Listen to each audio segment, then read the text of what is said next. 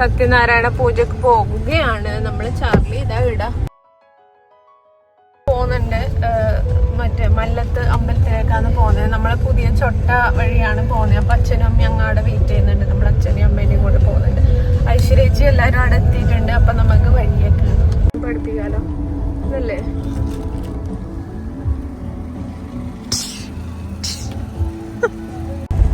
വിളിക്കാറാ നീ?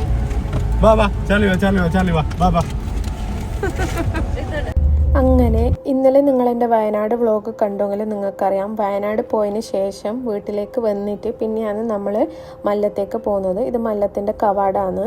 അപ്പോൾ നമുക്കിന്നൊരു സത്യനാരായണ പൂജ ഉണ്ടായിരുന്നു. നമ്മൾ മല്ലം അമ്പലം എത്തി. അങ്ങനെ എൻ്റെ അമ്മമ്മ ഒരു കുറച്ച് വർഷങ്ങൾക്ക് മുമ്പ് പറഞ്ഞിട്ടുള്ള ഒരു സത്യനാരായണ പൂജയായിരുന്നു. അത് എൻ്റെ പേരിലും അമ്മയുടെ ചേച്ചീൻ്റെ മോൾ ഐഷുവിൻ്റെ പേരിലും ആണ് പറഞ്ഞിട്ടുണ്ടായിരുന്നത്. അപ്പോൾ രണ്ടും ഒരുമിച്ച് പറഞ്ഞതുകൊണ്ട് ഞങ്ങൾ രണ്ടാളും നാട്ടിൽ ഉണ്ടാകുമ്പോൾ ചെയ്യാമെന്ന് പറഞ്ഞിട്ടാണ് ഉണ്ടായത്. സോ നമ്മൾ 3 വർഷമായി കണ്ടിട്ട്. അപ്പോൾ ഈ കല്യാണത്തിന് വന്നപ്പോഴാണ് ഒന്നിച്ച് ഉണ്ടായത്. അങ്ങനെയാണ് നമ്മൾ ഇപ്രാവശ്യം തിരിച്ചു പോകുന്നതിന് മുമ്പേ ഈ പൂജ ഒന്ന് കഴിച്ചിട്ട് പോകാമെന്ന് വിചാരിച്ചത്.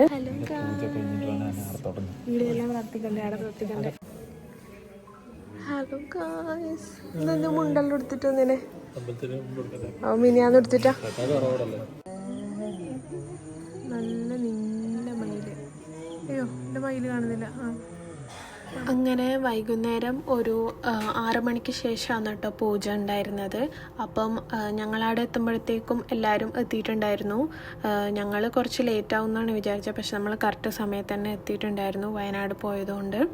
അപ്പോൾ പൂജ ഏകദേശം സ്റ്റാർട്ട് ചെയ്യുമ്പോൾ ഏകദേശം 7 മണിയാവും. ഇത് സത്യനാരായണ പൂജയാണ് കേട്ടോ. അപ്പോൾ ഏകദേശം കുറച്ച് ആൾക്കാരൊക്കെ ഉണ്ടാവും. അങ്ങനെ നമ്മൾ നേരെ പോയി പൂജക്കൊക്കെ ഇരുന്നു.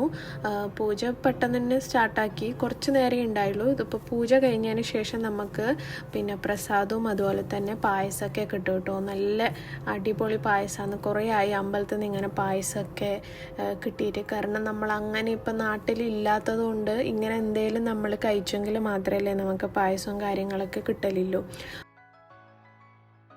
ഹലോ ഗൈസ്, നമ്മൾ പൂജ ഇതുവരെ തുടങ്ങിയിട്ടില്ല. പുറത്ത് ബേസ് കാണിക്കും.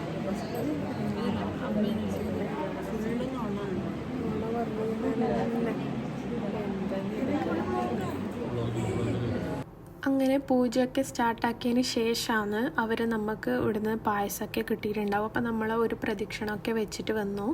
പിന്നെ എല്ലാവർക്കും ഓരോരോ വിധം പായസം കിട്ടിയിട്ടുണ്ടായിരുന്നു. പായസവും പഴവും മുല്ലപ്പൂവും കാര്യങ്ങളൊക്കെ.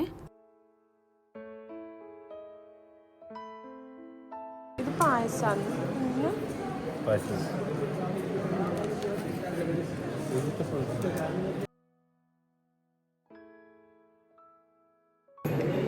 നമുക്ക് പായസം തിന്നാം.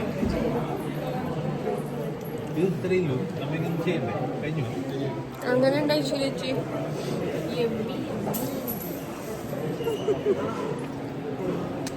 നോക്ക് ശുണ്ട്രിയെ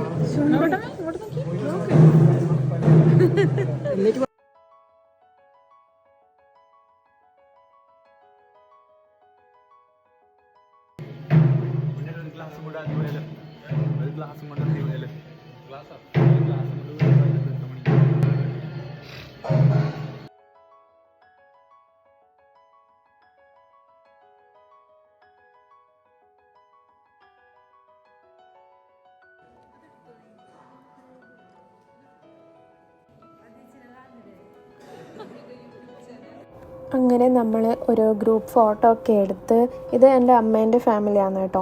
അപ്പോൾ നമ്മൾ ഒരു ഗ്രൂപ്പ് ഫോട്ടോ ഒക്കെ എടുത്ത് പിന്നെ ഇനി നമ്മൾ നേരെ ഫുഡ് കഴിക്കാനാണ് പോകുന്നത്. അമ്പലത്തിൽ അന്നദാനമുണ്ട്. അപ്പം നമ്മൾ രാത്രിക്ക് നല്ല മല്ലത്തെ ചോറ് എന്ന് പറയുന്നത് ഒരു അടിപൊളി സാധനമാണ് കേട്ടോ. പണ്ടേ ഇങ്ങനെ നമുക്ക് കാത്തിരിക്കുന്ന ഒരു സാധനമാണ്. ഇതെല്ലാവർക്കും അറിയുമോനെ. ഞാൻ അത്തറും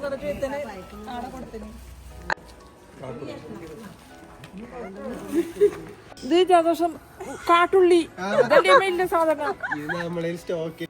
ഗൈസ്, നമ്മൾ ചന്തക്കാണ് പോകുന്നത്.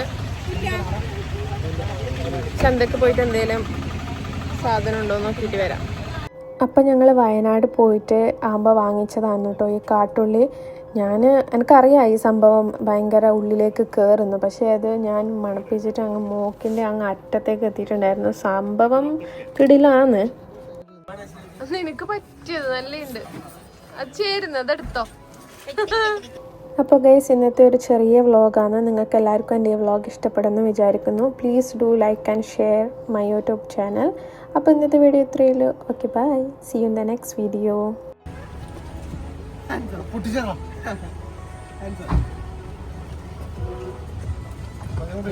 ബൈ. ടാറ്റാ, നാളെ കാണാം. Tata, bye bye. Bye.